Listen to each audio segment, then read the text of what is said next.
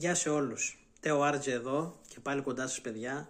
Μιας και δεν υπάρχει αυτή τη στιγμή αθλητική επικαιρότητα για να αναλύσουμε ένα θέμα και να καταλήξουμε σε ένα συμπέρασμα πάνω σε κάποια στοιχεία τα οποία θα παραθέσουμε στο βίντεο. Το θέμα μας είναι ο κύριος Ιβάν Γιοβάνοβιτς της Εθνικής Ελλάδος με τον κύριο Ιβάν Γιοβάνοβιτς στον Παναθηναϊκό. Θα βάλουμε κάτω όλα τα κριτήρια, όλα τα στοιχεία που έχουμε μέχρι και την σημερινή ημέρα, δηλαδή 26 Μαρτίου 2025, από όταν ήρθε στον Παναθηναϊκό το καλοκαίρι του 2021 και έφυγε όπως έφυγε με αυτόν τον τρόπο στις 26 Δεκεμβρίου του 2023. Θα τα βάλουμε κάτω για να καταλήξουμε, διότι υπάρχει ένας διαχωρισμός, μια άποψη ότι στον Παναθηναϊκό για παράδειγμα δεν θα πετύχαινε, στον Παναθηναϊκό είχε πιάσει ταβάνι, ενώ ας πούμε ο ίδιος προπονητής για την εθνική είναι ο πιο κατάλληλος και ο τέλειος προπονητής, αλλά για τον Παναθηναϊκό δεν ήταν ο κατάλληλος προπονητής. Λοιπόν, έχω σημειώσει και κάποια πράγματα, αλλά αρχικά θα πω τις σκέψεις μου όπως μου βγαίνουν αυθόρμητα και από εκεί και μετά ό,τι ξεχάσω εννοείται θα το δω και θα το παραθέσω και τα υπόλοιπα στοιχεία στο βίντεο. Λοιπόν, να πάρουμε σιγά σιγά τα πράγματα από την αρχή του κύριου Ιβάν Γιοβάνοβιτς στην παρουσία του στο ελληνικό πρωτάθλημα.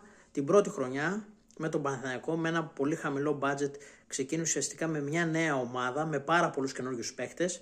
Εκείνη τη χρονιά ο κύριος Ιβάν Γιοβάνοβιτς με μια, όπως είπα, καινούργια ομάδα με πάρα πολλούς νέους παίχτες, καινούριους παίχτες και ξένους παίχτες, κατάφερε ουσιαστικά την πρώτη του κιόλας χρονιά στον Παναθηναϊκό του κυρίου που διοικεί να πάρει το κύπελλο Ελλάδος, το 2021 και επίσης να πάρει το κύπελλο Ελλάδος και κατευθείαν να βγάλει τον Παναθηναϊκό μέσα στην τετράδα που εκείνη τη χρονιά έδινε ευρωπαϊκό εισιτήριο. Δηλαδή με την πρώτη του χρονιά στον Παναθηναϊκό κατευθείαν έβαλε τις βάσεις, είχε κλείσει η πρώτη του χρονιά στον Παναθηναϊκό να παίζει το καλύτερο ποδόσφαιρο στην Ελλάδα. Αν θυμάστε, είχε πάρει και το ντέρμπι μέσα στο Καραϊσκάκη και κέρδισε τον Ολυμπιακό και με τον ΠΑΟΚ, όπως σας είπα, πήρε το κύπελο στον τελικό κυπέλου με πολύ καλό ποδόσφαιρο και είχε κλείσει η πρώτη χρονιά του Παναθηναϊκού με τον Ιβάν Γιοβάνοβιτς στον πάγκο. Θετικό πρόσωπο, να τον βγάζει και Ευρώπη και να παίρνει αμέσως και τρόπαιο, κύπελο. Ωραία. Λοιπόν, οπότε ξεκινώντας λοιπόν η δεύτερη του χρονιά στον Παναθηναϊκό, θα ξεκινήσω με το εξής. Ο κύριος Ιβάν Γιοβάνοβιτς, που αυτό κανείς δεν το θυμάται, και κανείς δεν το είπε, πρώτη αγωνιστική, πριν την πρεμιέρα ουσιαστικά του πρωταθλήματος, είχε βγει και είχε πει στον τύπο ότι ο στόχος του Παναθηναϊκού από τη δεύτερη του χρονιά είναι κιόλας ο πρωταθλητισμός.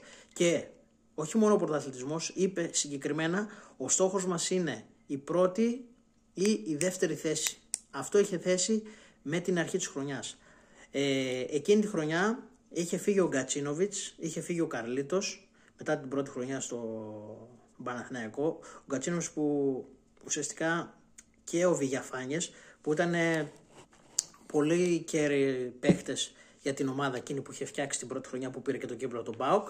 Και ουσιαστικά ξεκινούσε μια νέα χρονιά με ουσιαστικά αποδυναμωμένο κάπως το ρόστερ, ωραία, με πάλι πολύ χαμηλότερο ρόστερ και επίσης όπως σας είπα δήλωσε αυτό το πράγμα πριν την πρεμιέρα του πρωταθλήματος και φυσικά κανείς όταν βγήκε και το είπε αυτό το πράγμα δεν τον στήριξε, δεν τον υποστήριξε και δεν τον παραδέχτηκε κανείς και κανείς δεν περίμενε να κάνει αυτό που θα κατέληγε στο τέλος της χρονιάς.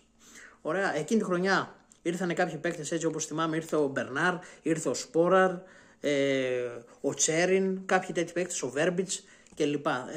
Τώρα σας τα λέω οι πιο ας πούμε σημαντικοί παίκτες. Δηλαδή να συγκρίνουμε με την τωρινή περίοδο που στο Παναθηναϊκό είναι ο Τετέ, είναι ο Ναχή, είναι άλλες κλάσεις παίκτες.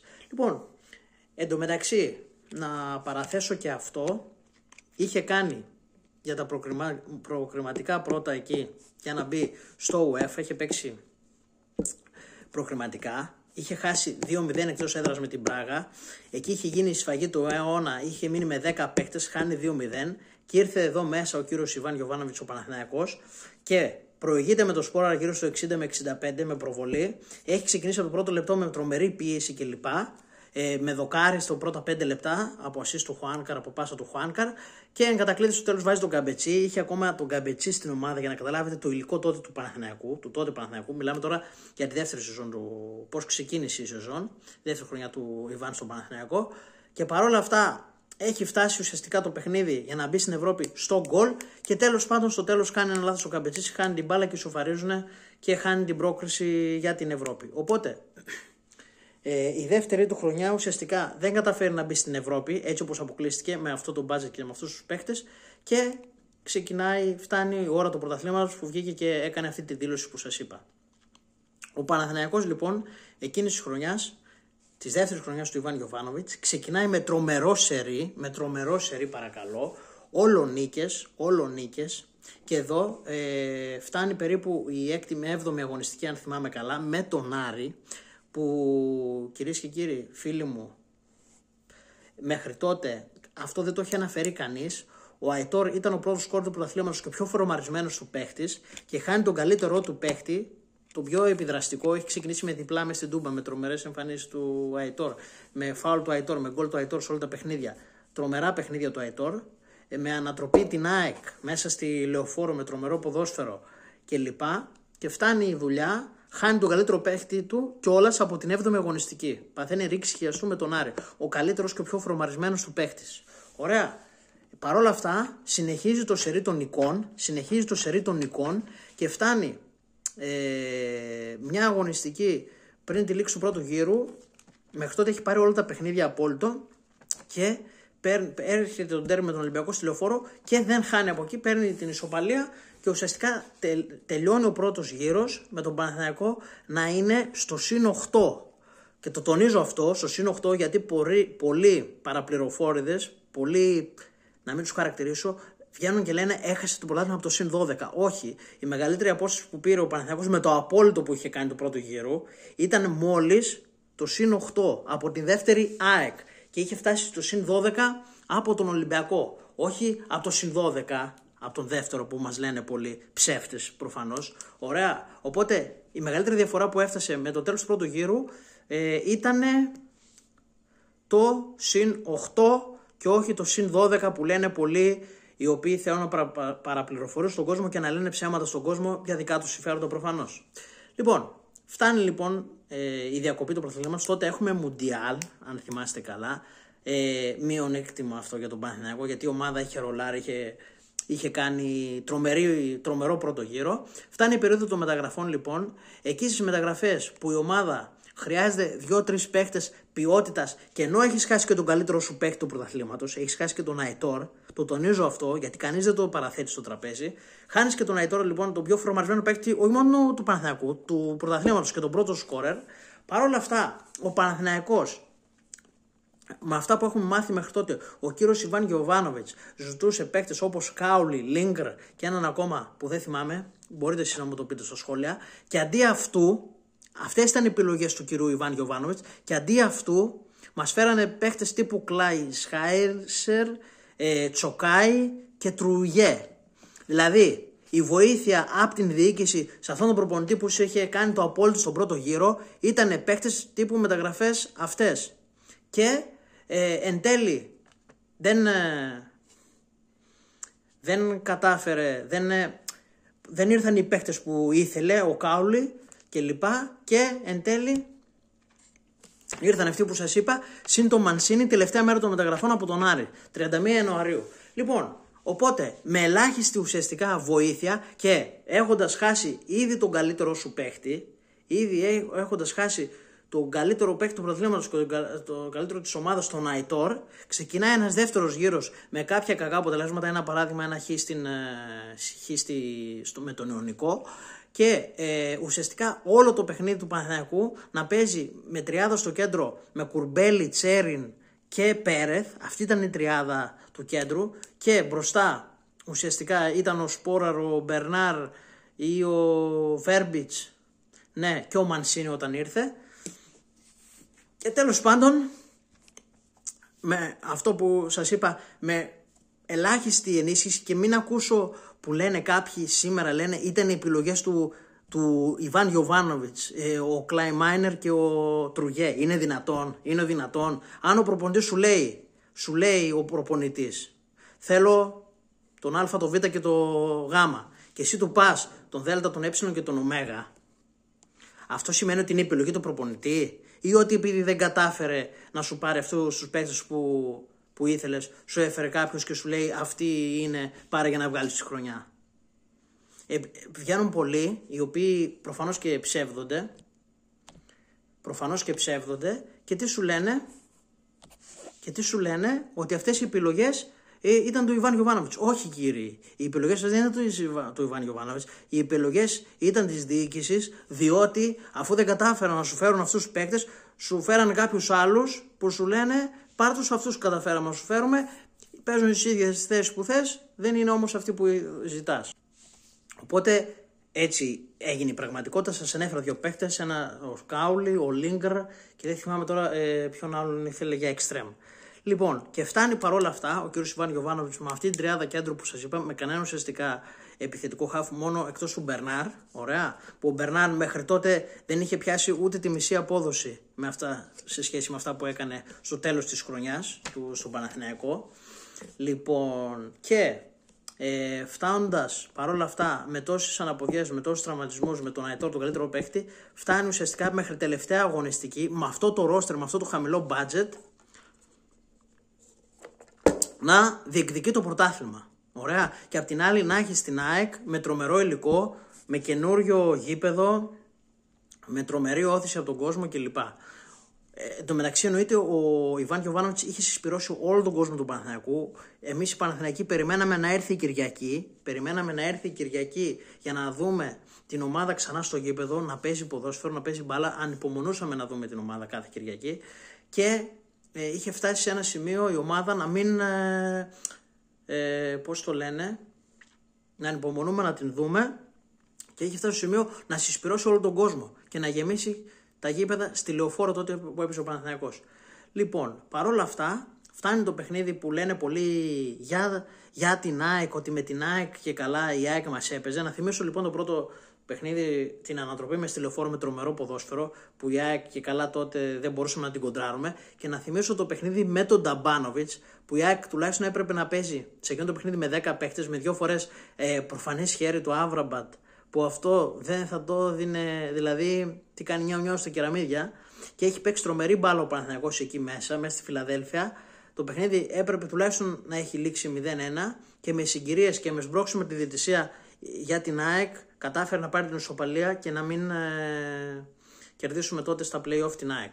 Παρ' όλα αυτά ο Παναθηναϊκός συνέχιζε και ήταν πρώτος σε όλη τη διάρκεια του πρωταθλήματος. Ωραία.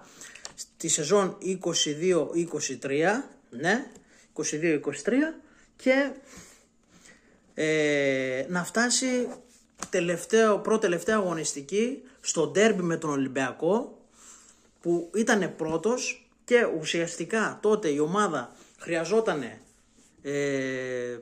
να νικήσει μέσα ο Γιώργος Καραϊσκάκης, στο κεκλεισμένο των θυρών Καραϊσκάκης, για να πάρει το πρωτάθλημα. Εν τω μεταξύ είχε αναγνωστεί η ομάδα, διαγνωστεί πιο σωστά, με 15 με 20 κρούσματα COVID. Τότε η ομάδα του Παναθηναϊκού, ο κ. Ιβάν Γιοβάνοβιτς, ζήτησαν, όπως ήταν αναμενόμενο, γιατί όλα του COVID είναι ανεβασμένα, οπότε δεν ψεύδονταν κανείς. Δεν ψεύδονταν κανείς να πεις ότι το βγάλουν το μυαλό, ζήτησαν χάρη να πάρουν αναβολή να ξεκουραστούν οι παίκτες. Τότε με τον COVID θυμάστε τι γινόταν, ότι όποιο πιστοποιητικό ανέβαινε κατευθείαν στον COVID, δεν μπορούσε να κρύψεις, δεν γίνονταν να πεις ψέματα τα κρούσματα. Ζήτησε αναβολή για το παιχνίδι, επειδή είχε λοιπόν, όπως σας είπα, τα συγκεκριμένα κρούσματα, και η απάντηση από την ΕΠΟ ήταν η αναβολή να γίνει μόνο μία μέρα.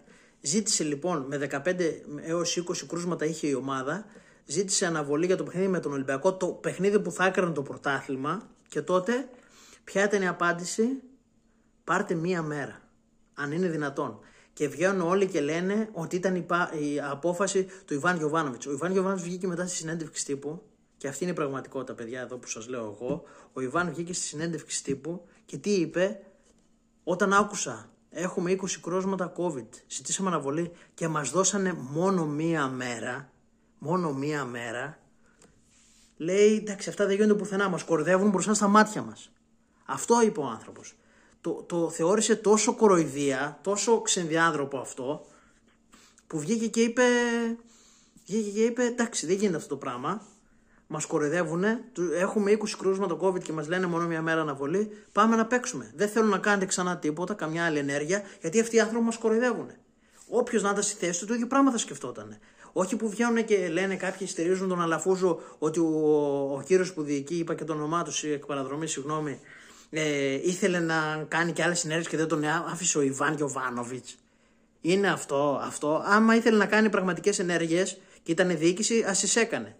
Ο κύριος Γιοβάνοβιτς όμως, όταν ζήτησε αναβολή και του δώσανε μόνο μία μέρα, ήταν πραγματικά σαν να τον κορδεύουν μπροστά στα μάτια, σαν να λέτε ψέματα. Τέλος πάντων, γίνεται το παιχνίδι με 15 με 20 κρούσματα, χάνει εκεί ο Παναθηναϊκός και ουσιαστικά χάνεται το πρωτάθλημα και τερματίζει δεύτερος εκείνη τη χρονιά. Δεύτερος, παρακαλώ, με 1-2 βαθμούς από την ΑΕΚ. Το πήρε η ΑΕΚ τελικά με το παιχνίδι του γνωστού του Νταμπάνοβιτς και ουσιαστικά χάθηκε έτσι το πρωτάθλημα, με εκείνη τη χρονιά να είναι χαρακτηριστικό ότι έχασε τον Αϊτόρα από την 7η αγωνιστική, τον καλύτερο παίκτη του πρωταθλήματος.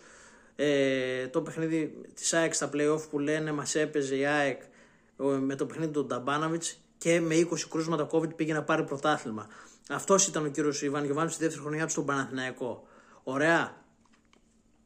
Και χωρίς την Ευρώπη.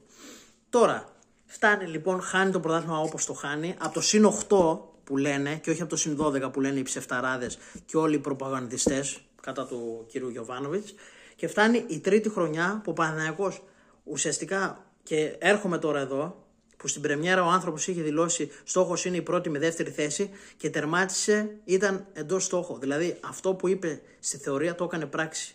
Με όλες αυτές τις συγκυρίες, με όλες αυτές τις αναποδιές τερμάτισε δεύτερος, αλλά ήταν συνεπής στο λόγο του. Την τρίτη χρονιά λοιπόν, ξεκινάει πάλι στα προκριματικά της Ευρώπης. Παίζει πρώτο παιχνίδι με την Dnipro που την ξεφτιλίζει μέσα έξω. Είχε κάνει κάποιες επιπλέον μεταγραφές. Τζούρισιτς. Είχε έρθει ο Τζούρισιτς τότε την τρίτη χρονιά στον Παναθηναϊκό, το 23-24.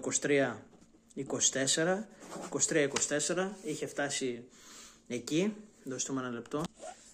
Είχε έρθει ο Τζούρισιτς όπως είπαμε, είχε και τον Μάγουσον την προηγούμενη χρονιά που δεν τον ανέφερα.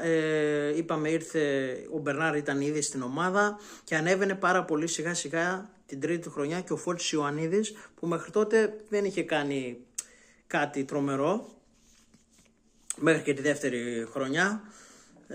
Την τρίτη χρονιά ουσιαστικά του Ιβάν Γιοβάνοβιτς άρχισε να ανεβαίνει και ο Φώτης Ιωαννίδης. Ωραία, ο Βαγιανίδης μέχρι τότε ήταν και αυτός ένα μέτριο μπακ. Ο Μπρινιόλης στο τέρμα ήταν πολύ καλός. Με το Χουάνκαρ στο κέντρο ήρθε ο Τζούρισιτς. Έμεινε ο Πέρεθ, ο Κουρμπέλης. Ο Κουρμπέλης στην τρίτη χρονιά ήρθε ο Αράο, δεν ήταν ο Κουρμπέλης. Και ουσιαστικά ξεκίνησε, ξεφτιλίζει την Dnipro μέσα έξω και την αποκλείει. Φτάνει να παίζει προκριματικά μετά για να μπει στο Champions League και πέφτει πάνω στη Μαρσέιγ, με τη Μασσαλία, με τρομερό budget, με παίκτες βεληνικούς που τότε είχαν τον Ναχή, να θυμίσω, η Μαρσέιγ, είχε εκείνον της Arsenal, τον Πεχταρά, τον Ομπαμεγιάνγκ και ένα σωρό άλλους παίκτες. Καταφέρνει η ομάδα του Παναθηναϊκού με αυτόν στον πάγκο, με αυτούς τους παίκτες, με Μπρινιόλη, με Πέρεθ, με Τζούρισιτς, με Μπερνάρ και με Ιωαννίδη, να αποκλείσει τη Μαρσέιγ και να φτάνει να παίζει προκριματικά play-offs για το Champions League, παρακαλώ, εκείνης της χρονιάς, για το Champions League με την Μπράγκα. Είχε έρθει και ο Γετβάη, εκείνες ήταν μεταγραφές την τρίτη χρονιά, ο Γετβάη παρακαλώ, για στόπερ. Γετβάη, Αράο, Τζούρισιτς, αυτές ήταν μεταγραφές. Και δείτε τώρα τι μεταγραφές έχει κάνει ο άλλος, έτσι, που δεν έχει προπονητή. Λοιπόν, και φτάνει με την Μπράγκα, παρακαλώ, να παίζει play-off Champions League. Πηγαίνει μέσα στην Μπράγκα και με τρομερές προσπάθειες, με κάποιες κακές συγκυρίες, καταφέρνει παρόλα αυτά και χάνει μόλις 2-1 και έχει το παιχνίδι μέσα στην έδρα να παιχτεί όλη η πρόκριση, και παρακαλώ να το θυμίσουμε αυτό, φτάνει να παίζουμε την πρόκριση στο ΆΚΑ με 60.000 κόσμο. Ο Παναθηναϊκός έφτασε ξανά στο σημείο με αυτόν τον προπονητή να γεμίζει το ΆΚΑ και να μην τον χωράει το ΆΚΑ. Παρ' όλα αυτά έχει λοιπόν παίξει τρομερά, εφόσον έχει χάσει 2-1 μόνο στο πρώτο παιχνίδι και είναι μέσα στο παιχνίδι της πρόκρισης 100%. Καταφέρνει λοιπόν να φέρει τον κόσμο στο γήπεδο, να παίξει, να έχει εξασφαλίσει πρώτον την Ευρώπη, δηλαδή ό,τι και να γινόταν στο UEFA, στο Europa ήταν σίγουρα, οπότε έπαιζε για να μπει με αυτούς τους παίκτες, με Τζούρεση, Τσαράο, Γετβάη, προσέξτε τώρα με τι παίκτες, γιατί με Μπλαντένοβιτς, που είχε έρθει και ο Μπλαντένοβιτς τότε, και με Ιωαννίδη, Σπόραρ, Βέρμπιτς και Βιλένα, με αυτούς τους παίκτες λοιπόν πήγαινε να μπει στους ομίλους του Champions League, παρακαλώ πολύ. Φτάνει λοιπόν ο Παναθηναϊκός στο ΆΚΑ με την Πράγκα, δεν κατάφερε, έχασε 1-0, κάνει το πρώτο sold out στο ΆΚΑ και πάλι εκεί η ομάδα προσπάθησε, πάλεψε τον Ατάλο και με κάποιες κακές στιγμές και συγκυρίες αποκλείστηκε. Βέβαια να θυμίσουμε την τεράστια ευκαιρία που είχε χάσει ο Σπόραρ πάνω στη γραμμή μέσα στην Πράγκα, μισή πρόκριση δηλαδή, στο 1-0 παρακαλώ, και στο επαναληπτικό που λέγανε πολλοί, ο Ιβάν Γιοβάνοβιτς είχε ξεκινήσει εννοείται το Φώτη Ιωαννίδη με την Πράγκα, όπως και το Μαντσίνη, ωραία, που λέγανε πολλοί ότι ξεκινάει το Σπόραρ και δεν ξεκινάει τον Ιωαννίδη. Είχε ξεκινήσει ήδη στην τρίτη του θητεία, στην τρίτη του χρονιά, στον Παναθηναϊκό, να καθιερώνει ήδη τον Φώτη Ιωαννίδη από τα προκριματικά του Champions League, παρακαλώ, να τον καθιερώνει στη βασική εντεκάδα, που λέγανε όλοι παίζει ο Σπόραρ και δεν παίζει ο Ιωαννίδης και δεν τον βάζει ο Ιβάν Γιοβάνοβιτς. Ο Ιβάν Γιοβάνοβιτς, οφείλουμε να τον αναγνωρίσουμε ότι κάποιες φορές μπορεί σε κάποια πράγματα να καθυστερούσε λίγο, αλλά ήταν θέμα χρόνου ότι θα κάνει το λογικό και το σωστό και το δίκαιο. Και πάντα το έκανε. Έτσι το έκανε λοιπόν και με τον Ιωαννίδη, και έτσι και σήμερα έχει φτάσει να κάνει και αυτά που κάνει στην Εθνική Ελλάδος. Τέλος πάντων, αποκλείεται από την Ευρώπη, από το Champions League, και μπαίνει στο UEFA φυσικά, στο Europa League δηλαδή, το σημερινό, και ξεκινάει πάλι το πρωτάθλημα με αυτό το budget, εννοείται με το χαμηλότερο budget και από τους 4 και με αυτούς τους παίκτες που σας ανέφερα κατά διαστήματα. Και τι γίνεται μετά, φτάνει ουσιαστικά μέχρι το τέλος του πρώτου γύρου. Ο Παναθηναϊκός, λέγανε εκείνον τον καιρό, τον κράζανε τότε για τον Γερεμέγεφ. Ο κύριος Ιβάν Γιοβάνοβιτς, που τώρα είδαμε αν τελικά είχε δίκιο με τον Γερεμέγεφ, ναι, δεν τον ανέφερα και όλος αυτόν, είχε πάρει το παιχνίδι μέσα στο Βόλο, είχε κάνει αλλαγή στο 60, είχε βάλει το Γερεμέγεφ μέσα και το καθάρισε το παιχνίδι στο Βόλο 0-3, και ουσιαστικά φτάνει να τελειώνει ο πρώτος γύρος και να έχει ένα μόνο βαθμό, να είναι δεύτερος δηλαδή στο πρωτάθλημα, να διεκδικεί 100% το πρωτάθλημα και να είναι μόνο ένα βαθμό πίσω από τον ΠΑΟΚ, αν δεν κάνω λάθος. Δεύτερος λοιπόν, ένα βαθμό πίσω από τον ΠΑΟΚ και να είναι full μέσα στο πρωτάθλημα. Και παράλληλα στην Ευρώπη, να θυμίσω, δεύτερο σερί sold out στο ΆΚΑ με Villarreal και 2-0 νίκη τεράστια, ούτε με λεωφορεία όπως τώρα, ούτε με πούλμαν, ούτε με προσφορές, ούτε. Τότε το γέμιζε το γήπεδο χωρίς καμία ενέργεια από αυτές που βλέπουμε σήμερα που έχουμε φτάσει το 2025. Και φτάνει η δουλειά στο Europa League, τελευταία αγωνιστική να χρειάζεται ισοπαλία ή νίκη για να περάσει στην επόμενη φάση, στο Conference δηλαδή να περάσει, και με συγκυρίες, με Λοντίκιν στο τέρμα που κάνει έξοδο του Μεσολογγίου τότε με τη Χάιφα, και με δοκάρια και ιστορίες, κατάφερε, αποκλείστηκε από την Ευρώπη, τερμάτισε τελευταίος γιατί ξεκίνησε με νίκη και ισοπαλία και μετά έκανε ήττες και έφτασε τελευταία αγωνιστική ουσιαστικά στο UEFA, στο Europa, που σου κάνει έξω το Μεσολογγίου ο Λοντίκιν και τρως το 1-0, που η μπάλα δεν μπαίνει μέσα, κάνει τρομερές ενέργειες, τρομερές προσπάθειες, δεν μπαίνει μέσα, και με δοκάρια, και καταφέρει να χάσει 2-1 μέσα στη Λεωφόρο και ουσιαστικά αποκλείεται από την Ευρώπη, από το Europa, όχι το Conference, που ο Παναθηναϊκός πριν ένα χρόνο δεν ήξερε καν τι είναι το Conference.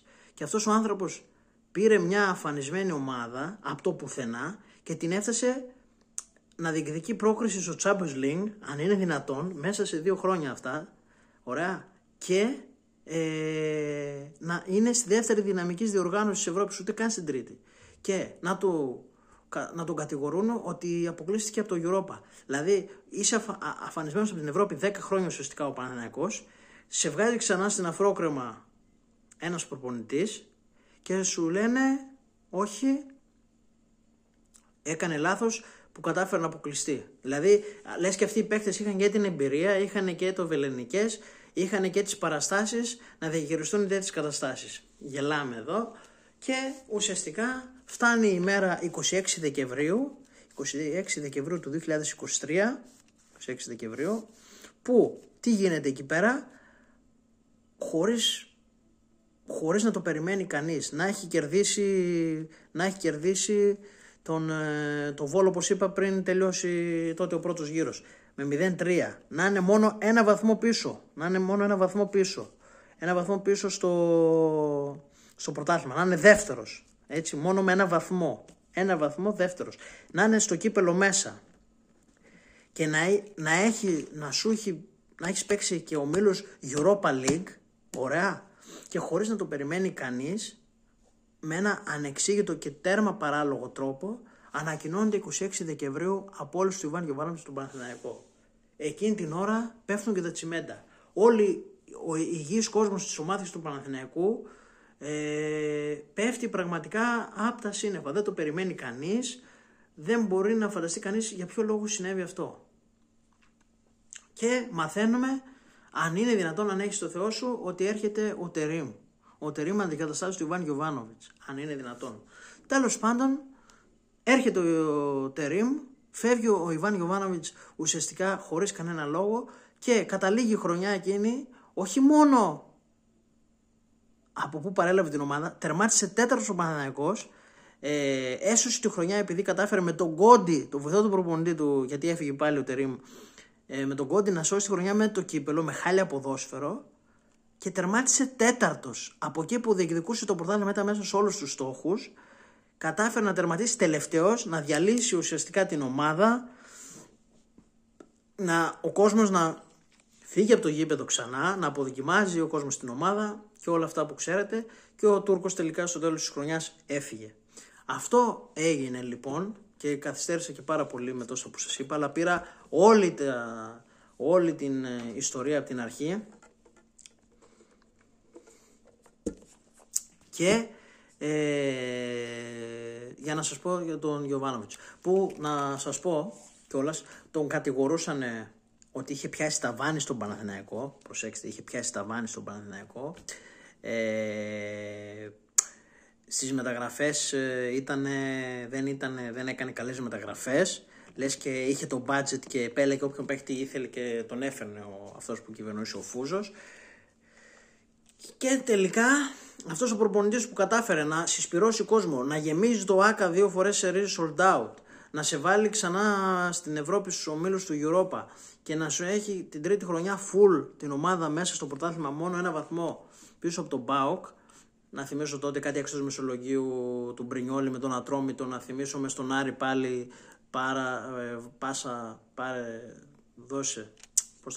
πάρε βάλε, δώρα δηλαδή τον Μπρινιόλι και αυτά, και παρόλα αυτά ο κύριος Ιβάν Γιοβάνοβιτς είχε φτάσει στην ομάδα εκεί. Να είναι την τρίτη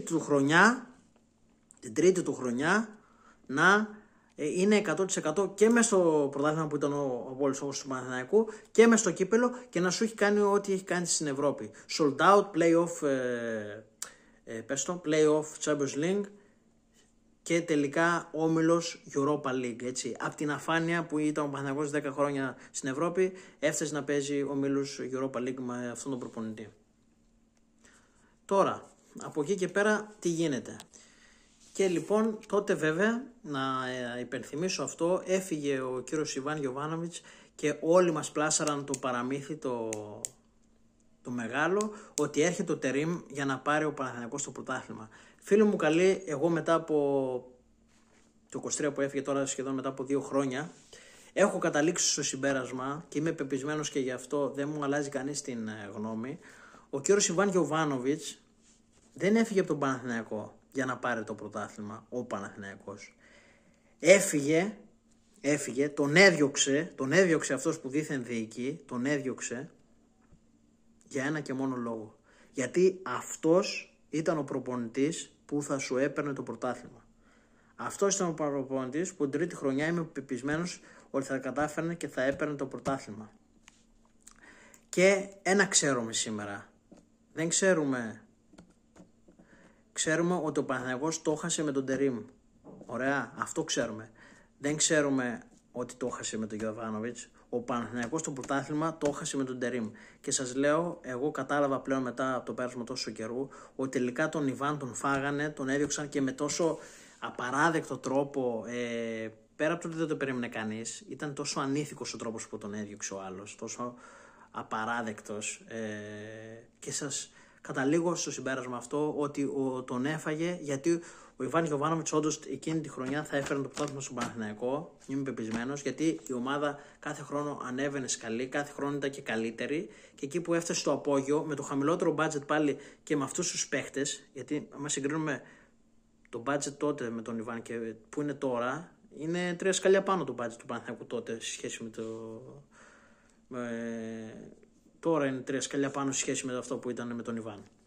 Τέλος πάντων, όπως σας είπα, ήρθε ο Τερίμ, έγινε μπάχαλο ομάδα, χάθηκε το πρωτάθλημα, χάθηκαν όλοι οι στόχοι ουσιαστικά και διαλύθηκε η ομάδα του Ιβάν. Και ακόμα ο Παναθηναϊκός, έχουμε φτάσει Μάρτιο του 2025, δεν έχει βρει την υγεία του. Ωραία. Αυτή ήταν η απόφαση και βλέπουμε με το πέρας του χρόνου που έχει καταλήξει αυτή η ομάδα. Το καλό λοιπόν πάνω σε όλη αυτή τη φαρσοκομωδία, σε όλο αυτόν τον παραλογισμό, ακούμε μια μέρα Ιβάν Γιοβάνοβιτς, ο νέος προπονητής της Εθνικής Ελλάδος. Εκείνη τη μέρα θεωρώ, εγώ πραγματικά αισθάνθηκα μεγάλη δικαίωση για αυτόν τον προπονητή που του έγινε αυτή η τιμή και αυτή η πρόταση, και ήμουνα σίγουρος από την πρώτη στιγμή ότι αυτός ο προπονητής θα τα καταφέρει όπως τα κατάφερε στον Παναθηναϊκό, θα τα καταφέρει και στην Εθνική Ελλάδος. Απλά στον Παναθηναϊκό δεν τον άφησε ο άλλος. Σας είπα για ποιο λόγο, γιατί θα το έπαιρνε το πρωτάθλημα, δεν τον άφησε να ολοκληρώσει το έργο του και να μείνει αυτή η ρετσινιά και να υπάρχει αυτός ο διχασμός. Έρχεται λοιπόν ο κύριος Ιβάν Γιοβάνοβιτς στην Εθνική Ελλάδος, που πολλοί μυρωδιάδες μου λένε άλλο προπονητής στην Εθνική και άλλο στο Σύλλογο. Δηλαδή ο Ιβάν Γιοβάνοβιτς που πήρε αυτό το μπάχαλο που ήταν τότε ο Παναθηναϊκός και τον έκανε ομάδα να βγαίνει Ευρώπη, να παίζει Ευρώπη, να διεκδικεί πρωτάθλημα, δεν θα κατάφερνε να κάνει ομάδα την Εθνική που είχε ήδη μια ροή. Έτσι. Που μου λένε άλλο το ένα και άλλο το άλλο. Όχι κύριε. Ο καλός ο προπονητής, ο σοβαρός, ο δίκαιος, που έχει αρχές και έχει γνώση της ελληνικής πραγματικότητας, θα καταφέρει και στο Σύλλογο, βλέπε Φερνάντο Σάντος, και στις εθνικές ομάδες. Αυτό ισχύει κύριε. Γιατί ποδόσφαιρο είναι και εκεί, ποδόσφαιρο είναι και αλλού. Εντάξει. Δεν είναι άλλο άθλημα. Το ίδιο άθλημα είναι, με κάποιες ιδιαιτερότητες, ναι, αλλά ο σοβαρός προπονητής που σας είπα θα τα καταφέρει και στις δύο περιπτώσεις. Ωραία. Αυτό είναι το ζήτημα. Και φτάνει λοιπόν ο Ιβάν Γιοβάνοβιτς, που τον κατηγορούσαν στον Παναθηναϊκό ότι έχει πιάσει ταβάνι, ότι είναι μονικός, ότι είναι αργός στις αλλαγές, ό,τι να είναι δηλαδή, με λίγα λόγια, παίρνει μια Εθνική Ελλάδος που τα πρώτα του παιχνίδια ήταν στον όμιλο Nations League με Φιλανδία, Ιρλανδία και Αγγλία, και φτάνει αυτή η ομάδα του Ιβάν Γιοβάνοβιτς να παίζει μέσα στο Wembley με τους Άγγλους και να τους κάνει διπλό, να τους παίζει στα ίσα και να παίζει μπαλάρα. Ούτε κλεφτοπόλεμο, ούτε κλεφτοποδόσφαιρο, ούτε τίποτα. Με προπονητή τον Ιβάν Γιοβάνοβιτς. Και μετά οι άλλοι μας λέγανε ότι στον Παναθηναϊκό έχει πιάσει ταβάνι και παίρνει την Εθνική, δεν έχει καλά ούτε 3 μήνες στην ομάδα και πάει και κάνει διπλό μέσα στο Wembley που δεν έχει ξαναγίνει ποτέ. Και όχι μόνο κάνει διπλό, το παιχνίδι έπρεπε να λήξει 4-1 και έληξε ανταυτού 2-1. Τουλάχιστον αποδόθηκε ποδοσφαιρική δικαιοσύνη. Παρ' όλα αυτά, με ένα μόνο μάτς καταφέρνει, γεμίζει το ΆΚΑ ξανά με Έλληνες, στον επαναληπτικό με τους Άγγλους, πάλι 60.000 κόσμο. Συσπηρώνει και όλο τον κόσμο την Ελλάδα γύρω του μαζί του και στην Εθνική. Έχει κάνει την Εθνική, την έχει ανεβάσει και αυτή κατευθείαν σκαλή σου ούτε ένα χρόνο, σου λέω μέσα στις 3 μήνες. Να παίζει πολύ καλό ποδόσφαιρο και να συσπηρώσει όλο τον κόσμο, να γεμίσει sold out, να μην προλαβαίνουμε, να μην μπορούμε να κλείσουμε εισιτήρια. Χάνει anyway από την Αγγλία που έπαιζε μέσα στο ΆΚΑ, όπως έχασε, με τρομερή ευκαιρία του Ιωαννίδη, που τότε ο Ιωαννίδης είχε πάρει την κάτω βόλτα τρίτη χρονιά, να τα λέμε και αυτά. Φέτος δηλαδή. Να χάνει τρομερή ευκαιρία στο 0-1 να ισοφαρίσει και να φτάνουμε στο σήμερα να παίζει πρώτη φορά, βγήκε δεύτερος, και να παίζει play-off με τη Σκωτία για να μπει πρώτη φορά, παρακαλώ, πρώτη φορά ο κύριος Ιβάν Γιοβάνοβιτς να παίζει την πρόκριση εθνικής πρώτη φορά στην elite της Ευρώπης, και παίζει με τους Σκοτσέζους και χάνει το πρώτο παιχνίδι 0-1 μέσα στο Καραϊσκάκι και πάει εκεί μέσα με τα πιτσιρίκια και τους ρίχνει 0-3. Και εκεί σπάει άλλο ένα ταβάνι που μου λέγανε για ταβανιασμένο, και πρώτο σπάει το ταβάνι της εθνικής κατευθείαν σε ούτε ένα χρόνο, προσέξτε εδώ, σε ούτε ένα χρόνο, και βάζει την εθνική πρώτη φορά στο πρώτο γκρουπ δυναμικότητας μέσα στην ελίτ της Ευρώπης, να παίζει με Γερμανίες, Ισπανίες κλπ. Και μου λέγανε αυτοί ότι έπιασε ταβάνι ο Ιβάν Γιοβάνοβιτς, ότι είναι μονικός, ότι δεν βάζει τους μικρούς, ό,τι. Και πάει μέσα στην Σκωτία και βάζει, που δεν παίρνει ρίσκα ο Ιβάν, που δεν παίρνει τα κρίσιμα μάτς ο Ιβάν, που δεν παίρνει τα ντέρμπι ο Ιβάν, λέγανε, και πάει μέσα στη Σκωτία και κάνει αυτό που κάνει και βουλώνει όλα τα στόματα, βγάζει την εθνική κατευθείαν, σας λέω, σε ούτε ένα χρόνο διάστημα, τη βάζει πρώτη φορά στο Nations League, στο πρώτο γκρουπ δυναμικότητας, να παίζουμε Αγγλία, Ισπανία, Γερμανία, ομαδάρες όλες, Γαλλίες, Πορτογαλίες, και να παίζει με Καρέτσα, με Ζαφύρι, με Κωνσταντέλια, αλλά αυτός ο άνθρωπος κατηγορήθηκε για φοβικός, κατηγορήθηκε για ταβανιασμένος, κατηγορήθηκε για δεν κερδίζει τα κρίσιμα μάτς, δεν παίρνει προκρίσεις, δεν παίρνει ντέρμπι.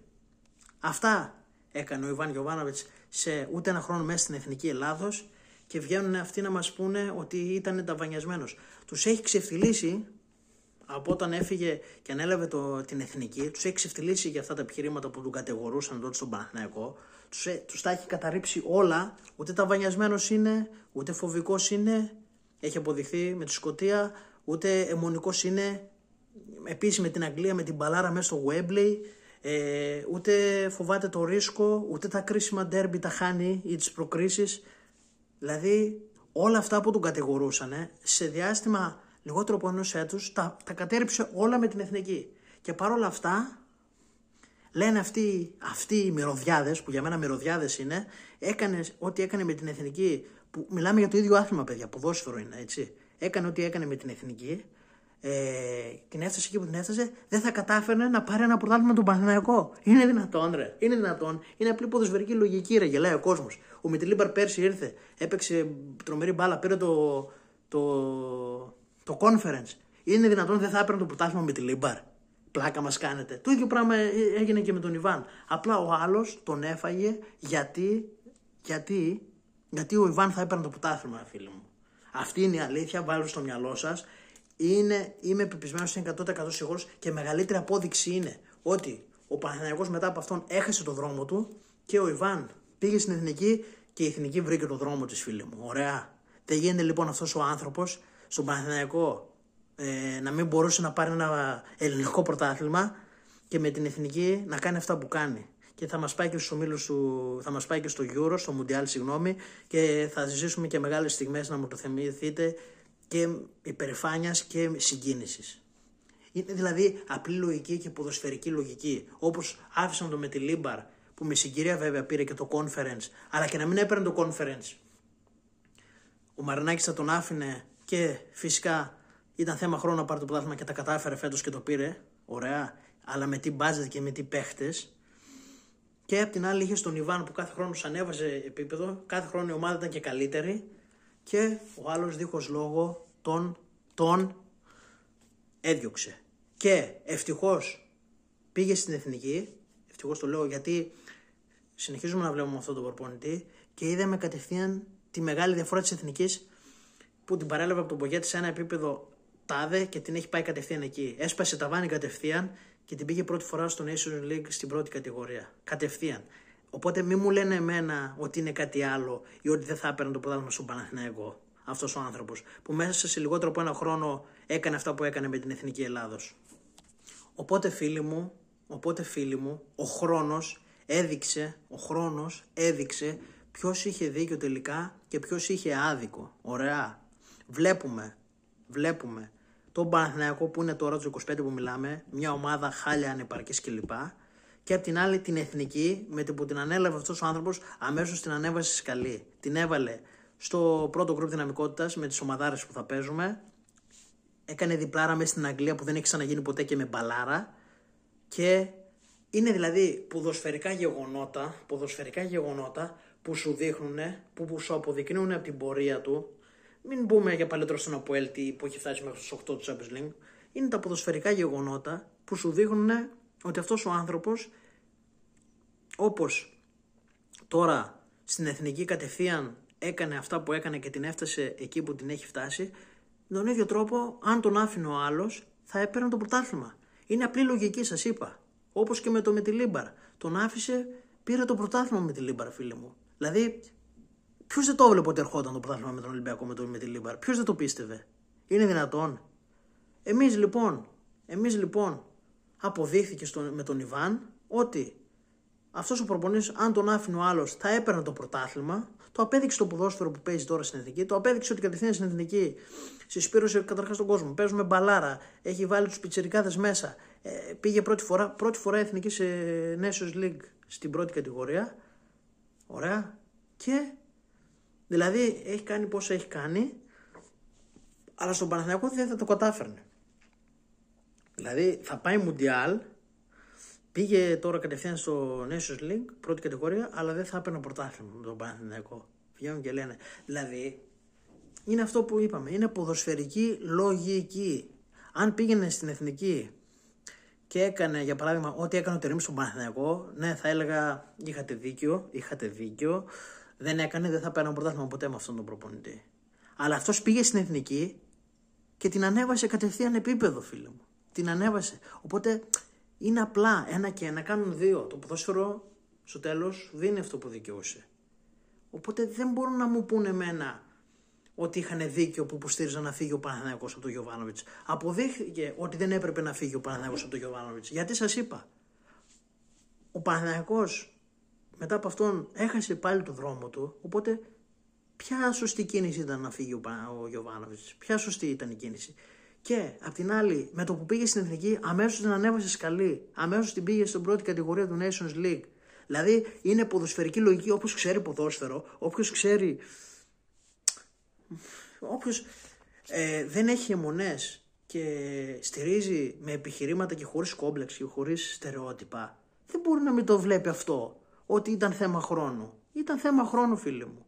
Όπως και με την Ελλάδα, την πήρε και κατευθείαν την πήγε παραπάνω, πήρε ένα διαλυμένο Παναθηναϊκό, με το χαμηλότερο budget από τις μεγάλες ομάδες, με το χαμηλότερο budget, φίλε μου. Και τον έφτασε να διεκδικεί 2 συνεχόμενες χρονιές στο πρωτάθλημα. Και την τρίτη του χρονιά δεν τον άφησαν ολοκληρώσει το έργο. Και εκεί στέκομαι και να πω και αυτό, αν τον άφηνε ο άλλος, που αυτό ήταν το λογικό, αυτό ήταν το ορθό, αυτό ήταν το σωστό. Γιατί κάθε χρόνο η ομάδα ανέβαινε επίπεδο. Την πρώτη χρονιά σου πήρε κύπελο, τη δεύτερη χρονιά σε έφτασε μια ανάσα στο πρωτάθλημα και την τρίτη χρονιά ήσουν πάλι μέσα στο πρωτάθλημα και σε έβαλε και στην Ευρώπη, ρε φίλε. Σε έβαλε και στην Ευρώπη. Δηλαδή κάθε χρόνο η ομάδα ανέβαινε σκαλή. Αν την τρίτη χρονιά τον άφηνε και τελικά το έχανε το πρωτάθλημα, ναι, τότε θα λέγαμε όλοι ότι έκλεισε ο κύκλος του, δεν πήρε και το πρωτάθλημα και την τρίτη χρονιά, οπότε να αλλάξουμε σελίδα. Ανταυτού τον έδιωξε, δεν μάθαμε ποτέ τι έγινε. Ένα μάθαμε μόνο, ότι το χάσαμε με τον Τερίμ. Αυτό ξέρουμε, φίλε μου. Με τον Ιβάν δεν ξέρουμε τι θα γινόταν. Αλλά όποιος ξέρει ποδόσφαιρο, έχει ποδοσφαιρική λογική και βλέπει την πορεία, δεν μπορεί να πει μετά από όλα αυτά τα γεγονότα που έχουμε δει μέσα σε αυτά τα 2 χρόνια από τη στιγμή που έφυγε ο Ιβάν, ότι αυτός ο άνθρωπος, ενώ όπου πάει, ό,τι πιάνει γίνεται χρυσός, να το πω έτσι, δεν θα κατάφερε να πάρει το πρωτάθλημα με τον Παναθηναϊκό. Σας είπα, φίλοι μου, η πραγματικότητα είναι αυτή. Τον έφαγε, σας το λέω αυτό, σας το τονίζω, γιατί τότε μας πλασάρανε αυτό και τότε το έφαγα κι εγώ. Ότι ο ο Ιβάν έφυγε για να πάρουμε το πρωτάθλημα. Όχι, φίλε μου. Ο Ιβάν έφυγε γιατί θα μας έφεραν το πρωτάθλημα. Να το θυμάστε αυτό. Ο Ιβάν έφυγε γιατί θα μας έφεραν το πρωτάθλημα την τρίτη του χρονιά. Είμαι πεπισμένος, είμαι 100% σίγουρος. Το έχει αποδείξει και η ποδοσφαιρική λογική ότι ο άνθρωπος πήγε κατευθείαν στην εθνική και κατευθείαν πέτυχε και εκεί. Παντού πετυχαίνει. Πέτυχε λοιπόν και στην εθνική Ελλάδος. Επίσης η ποδοσφαιρική λογική είναι ο Μετιλίμπαρ, ο οποίος έκανε μια πολύ καλή χρονιά την πρώτη χρονιά και κατάφερε βέβαια να πάρει και το conference, αλλά και χωρίς το conference ποιος θα μπορούσε να του πει ότι δεν θα συνεχίσει και ότι δεν θα έπαιρνε το πρωτάθλημα? Ωραία. Ήταν αναμενόμενο και ποδοσφαιρικό και αναμενόμενο και ποδοσφαιρικά αναμενόμενο ότι όπως ο Μετιλίμπερ κατάφερε τη δεύτερη χρονιά και παίρνει το πρωτάθλημα, έτσι και ο Ιβάν με το χαμηλότερο βέβαια budget, το τέταρτο και όχι με το πρώτο που έχει ο Ολυμπιακός, και αυτό στην τρίτη χρονιά θα το έπαιρνε το πρωτάθλημα. Ωραία. Αυτή ήταν η λογική, αυτή είναι η ποδοσφαιρική λογική και καταλήγει σε αυτό το συμπέρασμα. Εντάξει, ο άνθρωπος αυτός τον έδιωξε γιατί θα μας έπαιρνε το πρωτάθλημα και δεν ήθελε να πάρουμε ξανά το πρωτάθλημα και γι' αυτό έφαγε αυτό τον κύριο που εκπροσωπούσε την ομάδα μας σε Ελλάδα και Ευρώπη. Αυτός είναι ο λόγος που τον έφαγε λοιπόν, να ξέρετε, σας το λέω εγώ από εδώ περνούσα όλα αυτά τα χρόνια, ότι τον έφαγε γιατί αυτός θα έφερνε το πρωτάθλημα στον Παναθηναϊκό και μετά δεν θα μπορούσε να το διώξει ούτε σε 10 χρόνια, να σου το πω έτσι απλά. Εντάξει, και απ' την άλλη απέδειξε αυτός ο άνθρωπος, ο κύριος Ιβάν Γιοβάνοβιτς, απέδειξε σε όλους αυτούς που τον κατακρίνανε για την αιμονή του, ότι είναι φοβικός, ότι δεν παίρνει ντέρμπι, για ό,τι επιχειρήμα τον κατηγορούσανε, πήγε στην εθνική και τους τα απέρριψε όλα. Τους τα απέρριψε όλα κατευθείαν. Τους τα απέρριψε όλα κατευθείαν σε ούτε ένα χρόνο μέσα διάστημα. Και βγαίνουν ακόμα οι μυρωδιάδες και έχουν το θράσος και αντί να πούνε ναι, κάναμε μαλακία, κάναμε λάθος που λέγαμε ότι είναι φοβικός, ότι είναι αιμονικός, ότι δεν ρισκάρει, ότι δεν παίρνει ντέρμπι. Όλα αυτά στο ποδόσφαιρο είναι το ίδιο. Ωραία. Στο ποδόσφαιρο είναι το ίδιο. Τα ντέρμπι, τα κρίσιμα ντέρμπι, το ρίσκο είναι τα ίδια. Πήγε, σου πήρε μέσα παιχνιδάρα μέσα στην Αγγλία, σου βάλε 18 χρόνια μέσα, σε πήρε προκρίσεις με Σκωτία. Δηλαδή άλλη πρόκριση με το σύλλογο, άλλη πρόκριση με την Ελλάδα. Άλλο το ρίσκο αν θα έβαζε τον Ιωαννίδη στον Παναθηναϊκό, άλλο το ρίσκο τώρα που βάζει τον Καρέτσα. Το ίδιο πράγμα δεν είναι? Το Βαγιανίδη. Οι ίδιες ποδοσφαιρικές ενέργειες δεν είναι? Πού είναι η διαφορά? Ό,τι τον κατηγορούσανε, τους τα κατέριψε όλα στην εθνική. Και αντί οι μυρωδιάδες όλοι αυτοί να βγαίνουν τώρα και να λένε κάναμε λάθος, κάναμε μαλακία, είχατε δίκιο που λέγατε για τον Ιβάν ότι δεν έπρεπε να φύγει από τον Παναθηναϊκό, γιατί τους τα κατέριψε όλα αυτά τα επιχειρήματα κατευθείαν στην εθνική Ελλάδος, φίλε μου. Γιατί αυτά είναι ποδοσφαιρικά επιχειρήματα. Ωραία. Και αυτά τα επιχειρήματα, όπως σας είπα, τους τα κατέστρεψε. Τους τα απέρριψε όλα στην εθνική. Ωραία. Αντί να βγουν και να πούνε κάναμε λάθος, δεν έπρεπε να φύγει. Είμαστε με την πορεία και την ποδοσφαιρική λογική, θα το έπαιρνε το πρωτάθλημα την τρίτη χρονιά, αν τον άφηνε ο άλλος. Γιατί ό,τι λέγαμε, ότι φοβάται, μας απέδειξε ότι και 18 χρόνια βάζει, ότι δεν παίρνει τα ντέρμπι, ότι δεν παίρνει προκρίσεις, μας απέδειξε με τη Σκωτία ότι τα παίρνει και αυτά, ότι δεν έχει αιμονές, ότι βάζει και 18 χρόνια μέσα και πολλούς μικρούς. Αντί να βγουν και να... Και ο Παναθηναϊκός βέβαια δεν βρήκε το δρόμο του μετά από αυτό το πράγμα και ακόμα ψάχνεται. Πού είχαν δίκιο όλοι αυτοί οι κύριοι? Σε τι είχαν δίκιο? Είχανε ότι ο Παναθηναϊκός θα βρίσκε το δρόμο του? Όχι. Τα επιχειρήματα, τα ποδοσφαιρικά που λέγανε τους τα κατέριψε πάλι μέσω του ποδοσφαίρου στην Εθνική Ελλάδα αυτή τη φορά. Τους τα κατέριψε. Ωραία. Πού είναι η άποψή τους η σωστή? Έχει καταρριφθεί από παντού. Απλά επειδή είναι όλοι εγωιστές, ας το πω, επειδή είναι όλοι εγωιστές και δεν θέλουν να παραδεχτούν, δεν έχουν ούτε τα guts έχουν, ούτε την προσωπικότητα να παραδεχτούν ότι ναι, μάγκες, κάναμε λάθος, γιατί ό,τι τον κατηγορούσαμε πήγε στην εθνική και τα ίδια πράγματα, τα ποδοσφαιρικά επιχειρήματα που τον κατηγορούσαμε πήγε και μας τα κατέριψε όλα. Ό,τι τον κατηγορούσαμε αυτός ο άνθρωπος τα έκανε και μας βούλωσε στόματα.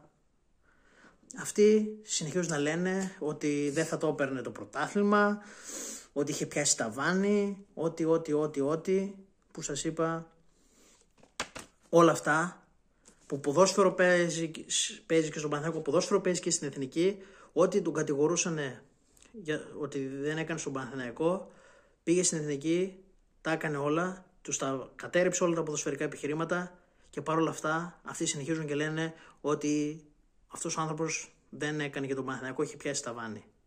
Ωραία, είναι απλή ποδοσφαιρική λογική. Και λέω ξανά, όπως και εγώ με τη Λίμπαρ, την πρώτη χρονιά έδειξε αυτό που έδειξε, ανεξάρτητα του conference, έδειξε ότι υπάρχει ποδοσφαιρική λογική, υπάρχει ποδοσφαιρική συνέχεια και έφτασε τώρα να παίρνει το πρωτάθλημα, γιατί απλά ο Ολυμπιακός θέλει να το πάρει το πρωτάθλημα ο Μαρινάκης και το έβλεπε. Ωραία, αντίθετα με αυτό που διοικεί σε εμάς. Οπότε φίλοι μου, εκεί καταλήγουμε. Τα ποδοσφαιρικά επιχειρήματα, γιατί παντού ποδόσφαιρο, για ποδόσφαιρο μιλάμε. Τα ποδοσφαιρικά επιχειρήματα λοιπόν και η ποδοσφαιρική λογική έχει καταρρύψει ο κύριος Ιβάν στην Εθνική όλα αυτά που του κατηγορούσαν για τον Παναθηναϊκό. Άρα η άποψή τους εν κατακλείδη είναι λάθος. Όπως έχει τα γκάτς, πρέπει να βγει και να πει κάναμε λάθος για τον Ιβάν. Για όλα αυτά που τον κατηγορούσαμε, μας τα κατέριψε όλα στην Εθνική και κάναμε λάθος που λέγαμε έπρεπε να φύγει τον Παναθηναϊκό. Όχι, δεν έπρεπε να φύγει, κύριε, έπρεπε να μείνει και ο Παναθηναϊκός ήδη τώρα, αν δεν είχε 2, θα είχε σίγουρα 1 πρωτάθλημα. Αυτά, συγγνώμη σας κούρασα, αλλά είναι τόσα πολλά, μπορεί να ξέχασα και κάποια ακόμα. Στηρίξτε με, κάντε κανένα like ρε παιδιά, ακούμε τον κάθε συμφεροντολόγο για κάθε να πούμε. Κάντε κανένα like, βοηθήστε το κανάλι μας και να τα ξαναπούμε. Σας ευχαριστώ πολύ, στηρίξτε με και τα λέμε πάλι σύντομα με νέο βίντεο. Καλή συνέχεια.